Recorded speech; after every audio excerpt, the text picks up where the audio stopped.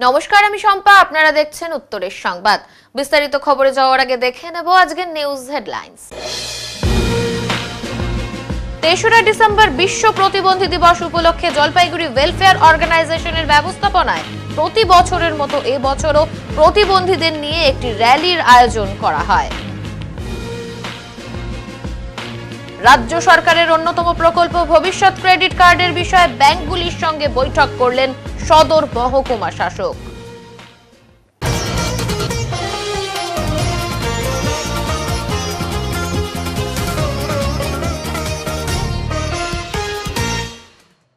আজ ৩রা ডিসেম্বর বিশ্ব প্রতিবন্ধী দিবস। সেই উপলক্ষে জলপাইগুড়ি ওয়েলফেয়ার অর্গানাইজেশনের পক্ষ থেকে একটি র্যালির আয়োজন করা হয়। আজ বিশ্ব প্রতিবন্ধী দিবস, সেই উপলক্ষে প্রতি বছরের মতো এবছরও জলপাইগুড়ি ওয়েলফেয়ার অর্গানাইজেশনের ব্যবস্থাপনায় একটি র্যালির আয়োজন করা হয় এবং সেই সাথে বিভিন্ন সামাজিক কাজ করা হয় বিশ্ব প্রতিবন্ধী দিবস উপলক্ষে। জলপাইগুড়ি ক্লাব রোডে অবস্থিত ওয়েলফেয়ার অর্গানাইজেশনে একটি রক্তদান শিবিরেরও আয়োজন করা হয়েছিল আজ। সাথে মেয়েদের নিজেদের হাতে তৈরি বিভিন্ন রকমের জিনিসের স্টলও দেওয়া হয় এখানে। আর এই দিনটিকে সামনে রেখে একটি বিশাল মিছিলের আয়োজন করা হয়েছিল। মিছিলটিতে জলপাইগুড়ি শহরের বিশিষ্ট জনেরা অংশগ্রহণ করেন। এই মিছিলে উপস্থিত ছিলেন বিশেষ চাহিদা সম্পন্ন ছেলে এবং মেয়েরাও। এরপর তাদের বিভিন্ন দাবিগুলি জেলা শাসকের কাছে পেশ করা হয় এই দিনটিকে সামনে রেখে। তবে এবছর ওয়েলফেয়ার অর্গানাইজেশনের মঞ্চ থেকেই জেলা শাসক প্রতিবন্ধীদের দাবিগুলি নিজের হাতে তুলে নিয়েছেন, এমনটাই জানা গেছে। বিশ্ব প্রতিবন্ধী দিবস জলপাইগুড়ি ওয়েলফেয়ার অর্গানাইজেশন প্রতি বছরের মতো এবছরেও যথাযথ মর্যাদার সাথে দিনটি পালন করছে প্রতিবন্ধীদের দাবি দিবস হিসাবে। কারণ 1995 সালের অ্যাক্ট, 1999 সালের অ্যাক্ট, 2017 সালের অ্যাক্টে প্রতিবন্ধীদের পুনর্বাসনের জন্য অনেক কথা বলা হয়েছে, কিন্তু এখনও পর্যন্ত সরকারি ঔদাসীনতা, সামাজিক বঞ্চনার কারণে এখন পর্যন্ত প্রতিবন্ধীরা তাদের অধিকার থেকে বঞ্চিত আছে। তাই আজকের দিনটা আমরা প্রতিবন্ধীদের দাবি দিবস হিসেবে পালন করছি, যে তাদের যে প্রাপ্য অধিকারগুলো তারা যাতে পেতে পারে। আজকে যে অনুষ্ঠানগুলো নিয়েছি, সকালবেলা প্রতিবন্ধীদের হাতে তৈরি জিনিসপত্রের স্টল আমরা উদ্বোধন করেছি। আমরা শহর পরিক্রমা করব, তাদের দাবিগুলো নিয়ে গোটা শহর পরিক্রমা করে এসে সবাই একসাথে খাওয়া দাওয়া করে প্রতিবন্ধীরা তাদের নাচ গান, আবৃত্তি, সাংস্কৃতিক অনুষ্ঠান পালন করবে। পাশাপাশি জলপাইগুড়ি ওয়েলফেয়ার থেকে প্রতি বছর কিছু কিছু প্রতিবন্ধী ভাই বোনদের আমরা বেছে নিই, যারা প্রতিবন্ধকতাকে জয় করে তারা সামাজিকভাবে প্রতিষ্ঠিত হয়েছে এবং রোজগার করছে, পরিবার পালন করছেন। এই বছর আমরা 7 জনকে এই পুরস্কার দিচ্ছি। জেলা শাসক দপ্তরে আপনার জেলা শাসক দপ্তরে আমাদের যাওয়ার কথা, কিন্তু এই রোদ্দুরের জন্য আমরা জেলা শাসকের বাচ্চাদের নিয়ে যাব না বা প্রতিবন্ধীদের নিয়ে যাব না। এখান থেকেই ওনাদেরকে আসতে অনুরোধ করেছি, ওনারা হয় এখান থেকেই নেবেন, নাহলে আমরা একটা ছোটো টিম জেলা শাসকের অফিসে যাবো।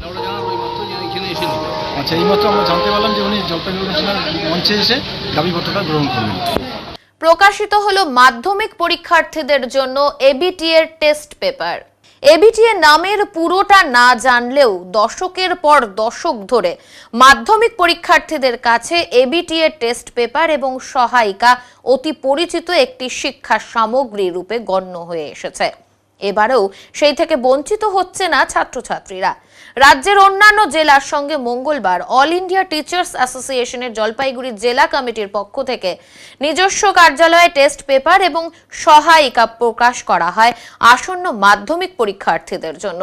সেই প্রসঙ্গে সংগঠনের মহকুমা সভাপতি হিমাংশু সরকার জানান, 1937 সাল থেকে একই দিনে রাজ্য জুড়ে মাধ্যমিক পরীক্ষার্থীদের জন্য টেস্ট পেপার এবং সহায়িকা প্রকাশ করা হয়ে আসছে।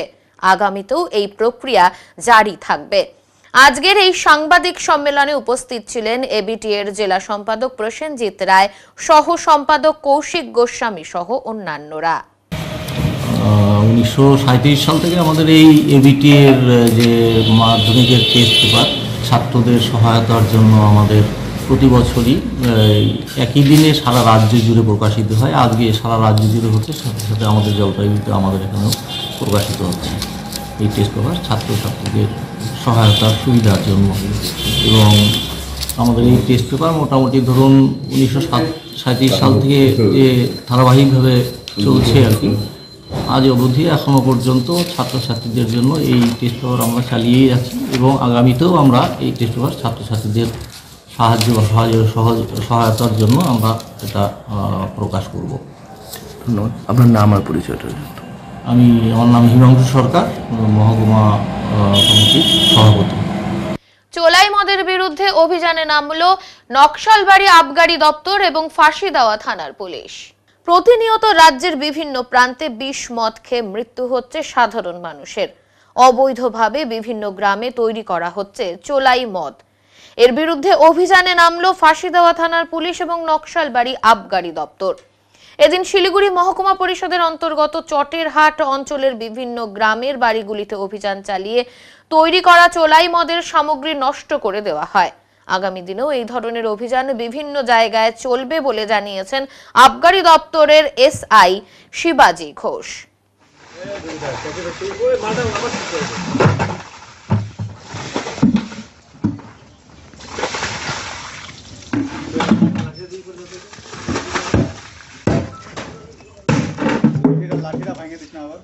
আজকে যে অভিযান চালালেন সেই বিষয়ে একটু বিস্তারিত কতটা কি? আমাদের রুটিন জয়েন্টেড ছিল আজকে ফাঁসিদেওয়া পিএসের সাথে। আজকে চুন্নিগাঁও, বাঁশগাঁও, এইসব হেলাগঞ্জ আর বাজারুগঞ্জ এইসব জায়গায় জয়েন্টেড হলো। তো আমাদের প্রচুর পরিমাণে ফার্মেন্টেড ওয়াশ এবং আইডি লিগার সিজ হয়েছে, সেটা আমরা ডিস্ট্রয় করব স্পটে। এই অভিযান আগেও চলবে। কতটা কি? মোটামুটি অ্যাপ্রক্সিমেট 860 লিটার মতন ফার্মেন্টেড ওয়াশ আর 120 লিটার মতন ওই আইডি লিগার। এই অভিযান প্রতিনিয়ত চলবে? হ্যাঁ, আগামী দিনেও চলবে। আপনার নাম? আমার নাম শিবাজি ঘোষ। গাড়ির ধাক্কায় গুরুতর আহত হলো এক স্কুল ছাত্রী। তাকে উদ্ধার করে ধূপগুড়ি হাসপাতালে নিয়ে যান দমকল কর্মীরা। আজ এই ঘটনাটি ঘটেছে ধূপগুড়ি মহকুমার বিনয় সাহা মোড় এলাকায় সকাল 11টা নাগাদ। স্থানীয় সূত্রে জানা গিয়েছে, এদিন ওই ছাত্রী মাগুরমারির দিক থেকে ধূপগুড়িতে সাইকেল করে আসার সময় একটি ছোট যাত্রীবাহী গাড়ি এবং একটি বাস বোঝাই ছোট গাড়ির মাঝামাঝি পড়ে যায়। দুর্ঘটনায় মাথায় আঘাত পায় ওই ছাত্রী। ঘটনায় চাঞ্চল্য দেখা দেয় ওই এলাকায়। খবর পেয়ে ধূপগুড়ি দমকল বাহিনী ছুটে আসে। স্থানীয়দের সহযোগিতায় ওই ছাত্রীকে উদ্ধার করে ধূপগুড়ি মহকুমা হাসপাতালে নিয়ে যান দমকল কর্মীরা। অন্যদিকে যাত্রীবাহী গাড়িটিকে আটক করা না গেলেও বাসের গাড়িটিকে আটক করা হয়েছে বলে সূত্রের খবর। দুর্ঘটনার তদন্ত শুরু করেছে ধূপগুড়ি থানার পুলিশ। ঘটনা বলতে মনে হয় স্টুডেন্ট কলেজ যাচ্ছিল। আচ্ছা, হ্যাঁ, কলেজ যাওয়ার পথে ওই বাসের গাড়ির সঙ্গে ধাক্কা লাগছে। ধাক্কা লাগার পর তো অ্যাক্সিডেন্টটা গুরুতর হয়েছে, মাথাটা ফেটে গেছে একদম। হ্যাঁ, চোট গুরুতর হয়ে গেছে। ছাত্রী কোথা থেকে কোথায় যাচ্ছিল? ছাত্রী পাইকের পাড়া ওই তালপুকুর দোকান থেকে সুকান্ত মহাবিদ্যালয় মনে হয়। আচ্ছা, ঘটনাস্থলে ফায়ার ব্রিগেড আসছে? হ্যাঁ, ফায়ার ব্রিগেড আসলো, পেশেন্টকে নিয়ে গেল। গাড়ি দুটোকে আটক করা হয়েছে? হ্যাঁ, গাড়ি দুটোকে আটক করা হয়েছে বলতে গাড়ি দুটো চলে গেল, এখানে স্কুলের মাঠে ছিল। হ্যাঁ, এখন তো ওইদিকে চলে গেছে, আমরা ধরবো। হ্যাঁ, পালিয়ে গেছে, আমরা ধরবো। কোথায় ঘটনা এটা? ঘটনাটা এটা হচ্ছে দিনেশ্বর মোড় সংলগ্ন ইস্কন মন্দিরের পাশে। আপনার নাম? আমার নাম অরণ্য সিংহ। চুইখিমের প্রেমলিং এর কমলালেবু এবার দখল করেছে ডুয়ার্সের বাজার। বর্তমানে দার্জিলিং এর সুস্বাদু কমলালেবু সেভাবে ডুয়ার্সে আসে না। একদিকে উৎপাদন কম, অন্যদিকে দার্জিলিং এর বেশিরভাগ কমলালেবুই বাইরে চলে যায়। তবে বর্তমানে কালিম্পং জেলার চুইখিমের প্রেমলিং এর কমলালেবুর কদর বেড়েছে ডুয়ার্সের বাজারে। চুইখিমের প্রেমলিং এর কমলালেবু দার্জিলিং এর মতো স্বাদে এবং গন্ধে ভরা, আর এতেই চাহিদা বাড়ছে এই কমলালেবুর। নভেম্বর মাসের শেষের দিকেই চুইখিমের প্রেমলিং এর কমলালেবু পাকতে শুরু করে। বর্তমানে সেই কমলালেবু ডুয়ার্সের বিভিন্ন বাজারে পাওয়াও যাচ্ছে এবং এই কমলালেবু দার্জিলিং এর কমলালেবুর মতোই মিষ্টি বলে জানা গেছে। মালবাজার মহকুমার বাগড়াকোট, মালবাজার, ওদলাবাড়ি, মেটেলি এবং গরুবাথানের বাজারে মিলছে এই কমলা, দাম ও নাগালের মধ্যে। চুইখিমের প্রেমলিং এর এক কমলা চাষী শামশের ছেত্রী জানান, গত বছরের তুলনায় এবছর কমলার ফলন কম হয়েছে, কারণ কিছু গাছে পোকা ধরেছে। তবে এখানকার কমলার চাহিদা রয়েছে অনেক এবং খুব সুস্বাদু এই কমলা লেবু। তিনি আরো জানান, সরকারি সহযোগিতা পেলে আরো ভালো কমলার চাষ হবে। জানা গেছে বর্তমানে এই কমলা লেবু শিলিগুড়ি এবং জলপাইগুড়ির বাজারেও পাওয়া যাচ্ছে। কমলা এবার ফলনটা কম, তার কারণে দামটা একটু বেশি যাচ্ছে। ওরাও দিচ্ছে না কম দামে। মিনিমাম একটা কমলা আনতে গেলে ওখান থেকে ভালো কমলা আনতে গেলে 10 থেকে 12 টাকা পড়ে, খরচ পড়ে। তো এখানে চাহিদা আছে কিন্তু দাম একটু বেশি কারণে কম, সেলটা কম হচ্ছে। এখানে যে বিক্রি করছে কেমন, কত দামে বিক্রি হচ্ছে? এখানে যেটা ভালো কমলা সেটা 10 থেকে 15 টাকা যাচ্ছে। কোথা থেকে আসছে এটা? এটা কালিম্পং প্রেমলিং। বিক্রির চাহিদা আছে? চাহিদা প্রচুর আছে। সংবাদে এখন সময় বিরতির, ফিরে আসছি বিরতির পর, সঙ্গে থাকুন। সব সময় সব দিকের সব খবর পেতে সাবস্ক্রাইব করুন, বেল আইকনটি প্রেস করে আপডেট থাকুন।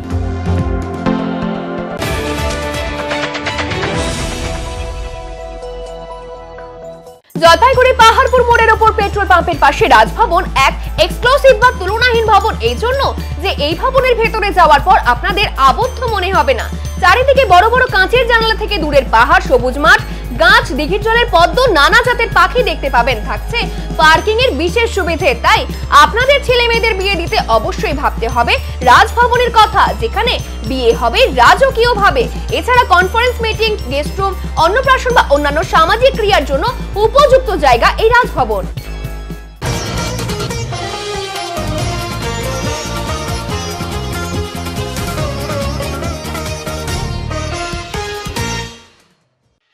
রাজ্য সরকারের অন্যতম প্রকল্প ভবিষ্যৎ ক্রেডিট কার্ডের বিষয়ে ব্যাংকগুলির সঙ্গে বৈঠক করলেন সদর মহকুমা শাসক। সাধারণ মানুষ ভবিষ্যৎ ক্রেডিট কার্ডের জন্য আবেদন করলেও ব্যাংকগুলি সেভাবে সাড়া দিচ্ছে না বলে অভিযোগ। এই সমস্যা সমাধানে এবার পদক্ষেপ গ্রহণ করলেন জলপাইগুড়ি সদর মহকুমা শাসক তমজিৎ চক্রবর্তী।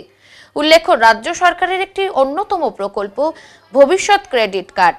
এর মাধ্যমে বেকার যুবক যুবতী সহ সাধারণ মানুষ সর্বাধিক 5 লক্ষ টাকা ব্যাংকের মাধ্যমে ক্ষুদ্র ঋণ পেয়ে থাকেন।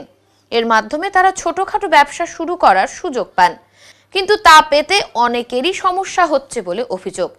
এদিন মহকুমা শাসক জলপাইগুড়ি শহরের প্রায় 15টি ব্যাংক কর্তৃপক্ষের সঙ্গে বৈঠকে বসেন। কেন সাধারণ মানুষ এই প্রকল্পের সুবিধা পাচ্ছেন না তা ব্যাংকগুলির কাছে জানতে চান তিনি। এই বিষয়ে মহকুমা শাসক জানান, কেন এই প্রকল্পের সুবিধা মানুষ পাচ্ছে না তা নির্দিষ্টভাবে ব্যাংকগুলির কাছে জানতে চাওয়া হয়। যেসব কারণ ব্যাংকগুলির তরফ থেকে উঠে এসেছে তা যথার্থ নয় বলেই মনে করা হয়েছে। দ্রুত বিষয়টি সমাধানের জন্য সকলকেই জানানো হয় এবং আগামী দিনে এই প্রকল্পের মাধ্যমে যাতে ভালো শিল্পোদ্যোগী তৈরি হয় সেই বিষয়টির দিকেও গুরুত্ব দেন তিনি।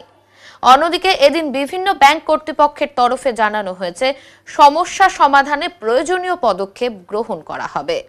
আজকে আমরা ভবিষ্যৎ ক্রেডিট কার্ডের, আপনারা জানেন পশ্চিমবঙ্গ সরকারের মাননীয় মুখ্যমন্ত্রীর একটা যুগান্তকারী প্রকল্প ভবিষ্যৎ ক্রেডিট কার্ড, যার মাধ্যমে যে বেকার যুবক যুবতীরা বা এমনি অন্যান্য ব্যবসায়ীরা যারা ব্যবসার জন্য ক্ষুদ্র ঋণ চাইছেন, যারা 5 লক্ষ টাকা অবধি ব্যবসা করবেন তারা চাইছেন, তারা তাদের ব্যবসা গঠন করতে পারে, সেটা নিয়ে ব্যাংকগুলোকে ডেকেছিলাম। কারণ অনেক ক্ষেত্রে আমাদের কাছে অভিযোগ আসে যে ভবিষ্যৎ ক্রেডিট কার্ডের জন্য তারা আবেদন করেছে কিন্তু ব্যাংক তাতে সাড়া দিচ্ছে না। তার জন্য আমরা পুরো কেস ধরে ধরে ব্যাংককে জিজ্ঞাসা করেছি যে আপনারা কেন একে লোন দিলেন না। এই প্রক্রিয়াটা আমরা চালিয়ে যাব এবং আমরা ব্যাংকের কাছ থেকেও জানতে চাইবো যে ভবিষ্যৎ ক্রেডিট কার্ডে যে আমাদের ভাইরা বা বোনেরা অ্যাপ্লাই করছেন সেটা কেন তারা লোন দিচ্ছেন না। একই সাথে ভবিষ্যৎ ক্রেডিট কার্ড স্কিমটা যাতে আরেকটু মানুষের মধ্যে ছড়ায় এবং ভবিষ্যৎ ক্রেডিট কার্ডে আগামী দিনে জলপাইগুড়ি মহকুমাতে যাতে আমরা বিশ্ব বাংলার অনুসরণে ভালো কর্মোদ্যোগী, ভালো শিল্পোদ্যোগী তৈরি করতে পারি, সেটা নিয়েই আজকের বৈঠক। মূলত ব্যাংক যেটা বলছেন যে এটা ব্যাংকের বক্তব্য যে কোথাও কোথাও সিভিল স্কোর লো আছে, এরকমটা ওনারা বলছেন। আমরা যে ক্ষেত্রে বলেছি যে আপনাদের যদি সিভিল স্কোর লো থাকে সিভিল স্কোরটা আমাদের জানান, সিভিল স্কোর কত আছে, বা আমরা পার্টিকুলার কেস ধরে ধরে দেখিয়েছি যে এই রিজেকশন গুলো যথাযথ বলে আমাদের মনে হচ্ছে না, মহকুমা স্তরীয় কমিটি মনে হচ্ছে না, সেইটা আমরা জানিয়ে ওনাদেরকে বলেছি এই রিজেকশন আমরা মানছি না, আপনারা এটাকে পুনর্মূল্যায়ন করুন এবং চেষ্টা করুন যাতে ভবিষ্যৎ ক্রেডিট কার্ডের লোনটা আপনার ব্যাংক থেকে পেতে পারে। আজকে 15টা ব্যাংক ছিল মনে হয়, 14 কি 15টা। আজকে এসডিও সাহেব ডেকেছিলেন যে যেগুলো ভবিষ্যৎ ক্রেডিট কার্ড ব্যাংকের স্পন্সর কেসেস গুলো আছে আর কি, সেগুলো স্ট্যাটাস মানে সেগুলো কেন পেন্ডিং আছে বা কিভাবে ওটাকে আমরা করতে পারি, ডিসপোজ অফ করতে পারি, এবং কি কি দিকগুলো ব্যাংকাররা দেখছেন আর কি for assessment part and all, সেগুলো নিয়ে ডিসকাশন হলো এবং যাতে পেন্ডেন্সিটাকে কমানো যায়, আরো যাতে বেনিফিশিয়ারিজ অ্যাপ্লাই করতে পারে সেই বিষয়ে একটা ডিসকাশন। সাধারণ শ্রেণীর মানে মূলত ধরুন যারা নতুন ব্যবসা করবে বা যারা নতুন এন্টারপ্রিনিয়ার, যারা নতুন গ্রোয়িং এন্টারপ্রিনিয়ার, তাদের অবশ্যই হেল্প হবে এই স্কিমের মাধ্যমে। তো সেটার ব্যাংকের ওপিনিয়নটা উনি চাইলেন যে কোন ক্ষেত্রে আমরা কি স্ক্রিনিং আমরা করি আর কি। যেরকম ধরুন সিভিল স্কোর বলুন, এগুলো যেগুলো প্রিলিমিনারি স্ক্রিনিং আছে সেগুলো যদি ঠিক থাকে এবং সে যদি তার যদি কিছু করার ইচ্ছা থাকে তাহলে সেটাকে অবশ্যই আমরা করব। মানে আর পেন্ডিং যেগুলো পড়ে আছে অ্যাপ্লিকেশন স্পন্সর, সেগুলোকেও কিভাবে ডিসপোজ করা যায় সেটা নিয়েই একটা আলোচনা হচ্ছে। আজকে আমাদের 6টা ব্যাংক এসছে। হ্যাঁ, জলপাইগুড়ি সদর। আমার নাম Shashanka Goswami, chief manager Punjab National Bank. Train দেরিতে আসায় বিপাকে পড়লেন সবজি ব্যবসায়ীরা। 07522 হলদিবাড়ি থেকে শিলিগুড়ি জংশন পর্যন্ত চলাচলকারী প্যাসেঞ্জার ট্রেন ইঞ্জিনের যান্ত্রিক ত্রুটির জন্য বিলম্বে ছেড়েছে। প্রায় 1 ঘন্টা পর হলদিবাড়ি থেকে ডিএমইউ জলপাইগুড়ি টাউন স্টেশনে এসে পৌঁছায়। ফলে অনেকটাই ক্ষতির মুখে পড়তে হয়েছে সবজি ব্যবসায়ীদের, কারণ কাঁচামাল তুলে সরাসরি জলপাইগুড়ি বাজারে তারা তাদের সবজি বিক্রি করেন। কিন্তু 1 ঘন্টা দেরির জন্য লোকসান হয়েছে অনেকটাই। দেরিতে ছাড়ার জন্য অনেক যাত্রী বাসেও চলে যেতে বাধ্য হয়েছেন বলে জানা গেছে। 1 ঘন্টার মতো। কি কারণে লেট হলো? ইঞ্জিন খারাপ হয়েছিল। ইঞ্জিন খারাপ? কোথায়? কোথায় খারাপ হয়েছিল? হলদিবাড়ি। এখন ট্রেন আসলো? হ্যাঁ, এখন ট্রেন আসলো। আপনারা তো ব্যবসা করেন, লেট হলো না? হ্যাঁ, লেট হলো না? হ্যাঁ, অনেক লেট হয়ে গেল আমাদের। আমাদের একটু অসুবিধা হবে দোকানদারি। ব্যবসা বাণিজ্য কি করে করবেন তাহলে? হ্যাঁ, ব্যবসা বাণিজ্য এই সামান্য একটু মাল নিয়ে আমরা ব্যবসা বাণিজ্য করছি। দেরি হলো? হ্যাঁ, অনেক দেরি হয়ে গেল। এক সহৃদয় ব্যক্তি রাস্তায় কুড়িয়ে পাওয়া মানিব্যাগ তুলে দিলেন কোতোয়ালি থানার আইসির হাতে। আইসি কোতোয়ালি ভরসা জোগালেন সঠিক মানুষটির হাতে এই মানিব্যাগটি তুলে দেওয়ার ব্যবস্থা করবেন। সমাজে এখনো অনেক মানুষ রয়েছেন যারা মানুষের জন্য ভাবেন, কুড়িয়ে পেলেও তা ফেরতও দেন। সেই রকম একজন মানুষ হলেন নজমুল হক, বাড়ি পাহাড়পুর এলাকায়।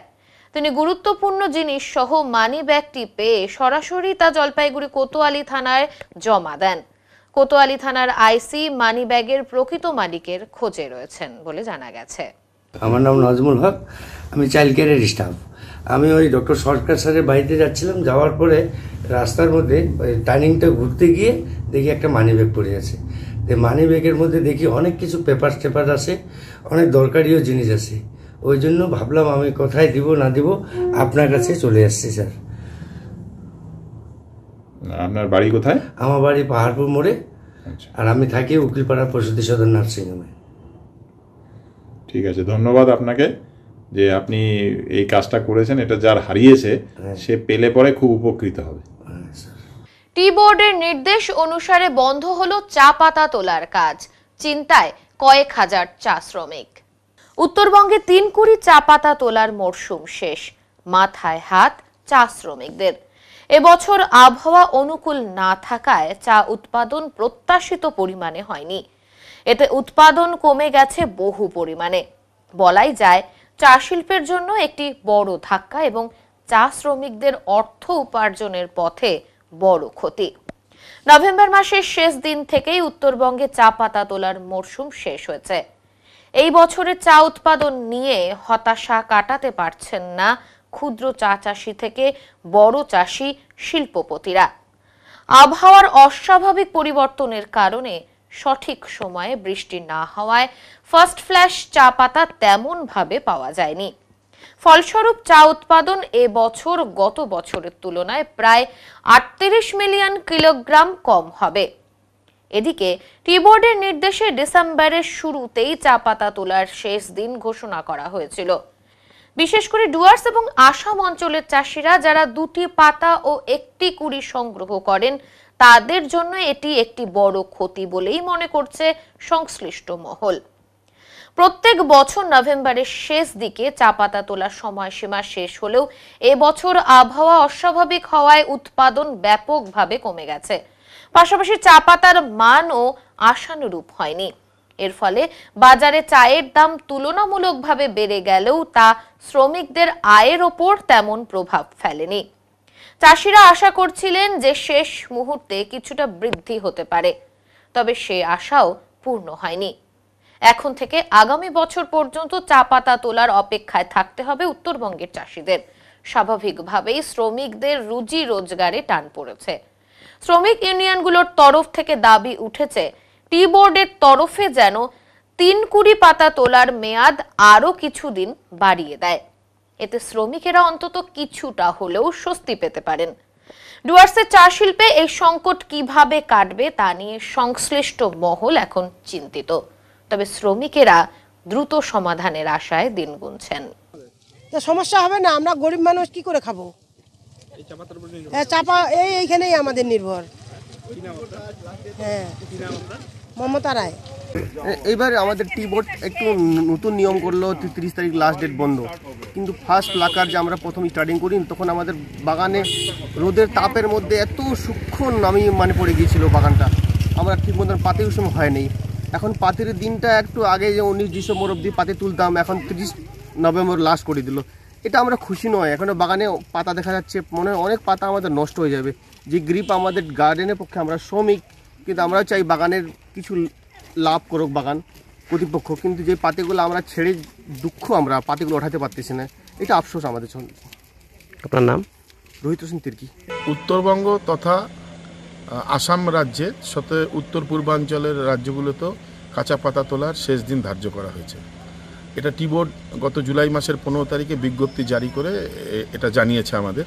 কিন্তু সবচেয়ে দুর্ভাগ্যের বিষয় হলো যে আসামকে এবং পশ্চিমবঙ্গকে কোনোদিনও একই ডেটে কিন্তু কাঁচা পাতার তোলা লাস্ট ডেট কোনোদিনও ধার্য করা হয়নি, সবচেয়ে দুর্ভাগ্যের বিষয়।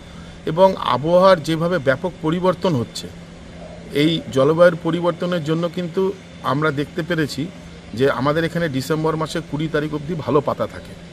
এবং গত বছর যদি দেখেন, গত বছর আসামে ডেট ছিল 5 তারিখে ডিসেম্বরের, আমাদের ছিল 23 তারিখে উত্তরবঙ্গে। এবছর সেটাকে করে দেওয়া হলো একসাথে 30 নভেম্বর। শুধু তাই না, গত বছর টোটাল উত্তরবঙ্গের উৎপাদন ছিল প্রায় 50 মিলিয়ন কিলো। তাহলে এই 50 মিলিয়ন কিলো চা কিন্তু উৎপাদন এবছর হচ্ছে না। তার ফলে কি, রাজ্য সরকার কিন্তু প্রায় 1000 কোটি টাকার কিন্তু জিএসটি থেকে বঞ্চিত হচ্ছে। সবচেয়ে বড় কথা, আমরা ক্ষুদ্র চা চাষিরা আগামী 4 মাস কাঁচা পাতার উৎপাদন থেকে যেমন কাঁচা পাতা থাকবে না, সেরকম আমাদের কিন্তু বিনা কোনো ইনকামে কিন্তু আমাদের সংসার চালাতে হবে, বাগান চালাতে হবে, যেটা এক কথায় দুঃসাধ্য। তো সুতরাং এই ধরনের অবৈজ্ঞানিক এবং অবিবেচকের মতো আদেশনামা কিন্তু উত্তরের চা চাষিদের তথা উত্তরের চা শিল্পের পক্ষে কিন্তু অভিশাপ হয়ে দাঁড়িয়েছে। এবং আসামকে এবং পশ্চিমবঙ্গকে একই করার যে একটা চক্রান্ত কোনো একটা লবি থেকে করা হচ্ছে, এটার আমরা তীব্র প্রতিবাদ জানাচ্ছি।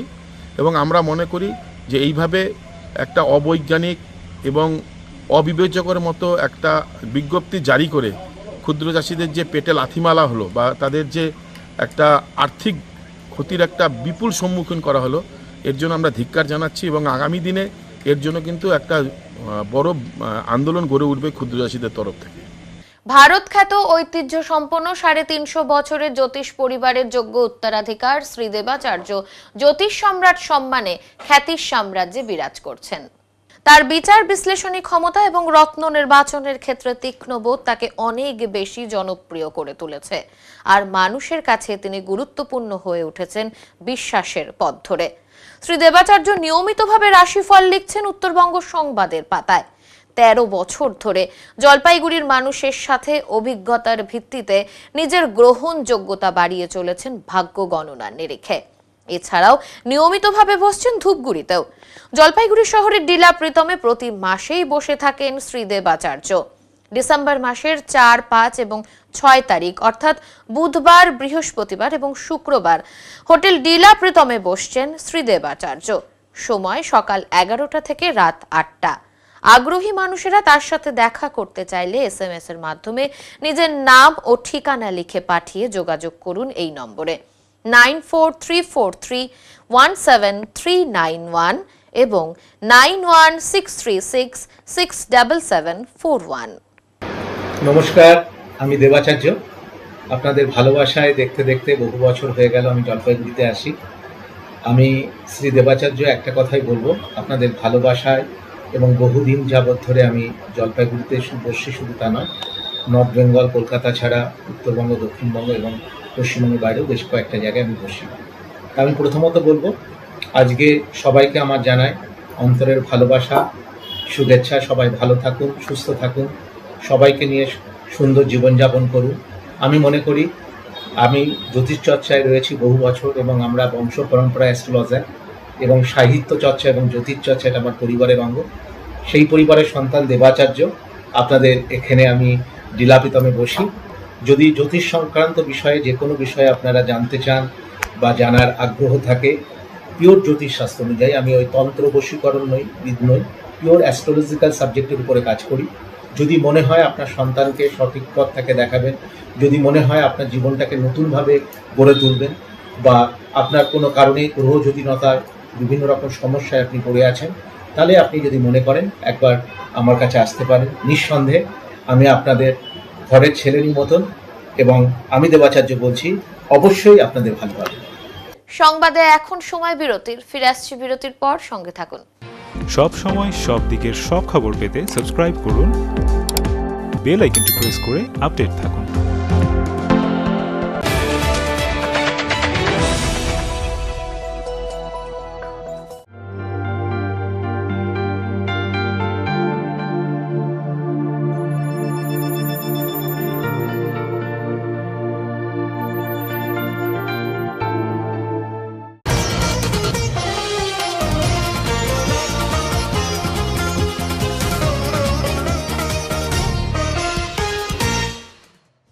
এখন মঙ্গলবারের আবহাওয়ার খবর।